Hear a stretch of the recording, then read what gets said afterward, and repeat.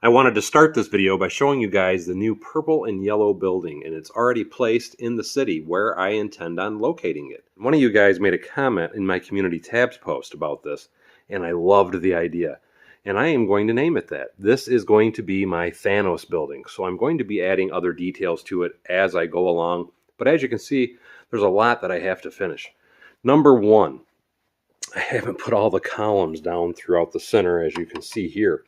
The biggest problem that I have, though, is I ran out of these 1x1 round purple bricks. And that has kind of held up the process because I'm going to have to pull a bunch of this building apart to do that.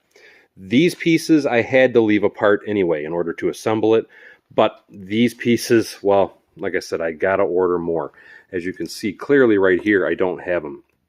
And I was also wanting to make this building a little bit taller. And there's some really simple techniques that I've done to make this particular building.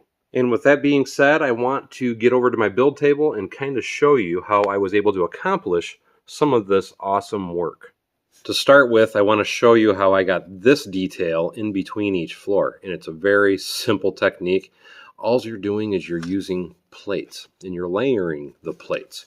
The inside pieces, and we're going to pop this apart so you can see it, are what hold on another plate that these little guys go to. And really, as long as you have a 4-stud gap, these dish pieces will hold right to anything. And that is what makes up the majority of the side of the building. Every single floor is made up of one Lego plate, followed by one plate, and one snot brick. And the reason that that was done is quite simply to hold all this different greebling I'm putting on the side of the building. As you get closer to the top of the building, you'll notice I just have these. And how I've accomplished that particular look is I have the snot brick with the plate there, and then I have 2 plates on the bottom side of it, of which is much easier to see on the actual building here. Again, it's just the snot brick with a plate, the base plate, and then 2 more plates below it, which is what gives you that little purple glow between the gold and the purple glass. As far as these posts, it's another very simple technique. You're just using a whole bunch of these axle pieces. I'm going to rip this apart and show you what I'm talking about. To hold the axle pieces in place, I am using this little part right here. And then you slide the axle piece inside of the parts. And you don't have to do it all the way through. You just need it to be enough to hold onto this wheel and these pieces.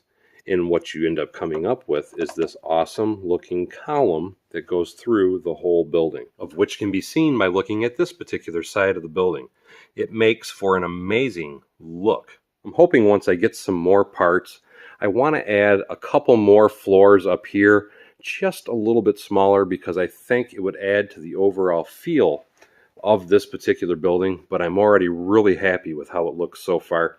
As I've told a lot of people, a lot of the buildings that I'm working on right now, I'm trying to work out of my comfort zone. And by working out of my comfort zone, as you can see, most buildings that I do, I use earth tones or my absolute favorite color, which is red. And like this particular building that I built in live streams when I was doing live streams, this building was designed with that thought in mind because it's the Neapolitan. And with the Neapolitan, we have pinks, yellows, dark reds, and then we even have nougat. And I think the color combination worked out awesome. Anyway, if you like seeing videos like this and want to see more, don't forget to check out this playlist here.